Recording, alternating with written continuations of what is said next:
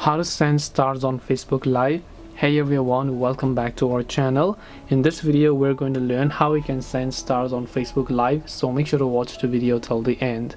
So if you'd like to send stars on your Facebook Live, it is actually very simple to do so. All you have to do is go ahead and first of all make sure to launch your Facebook application here, and then make sure to go to Facebook Watch and then just go to Live, and here you'll be able to see a list of people that are currently live on Facebook.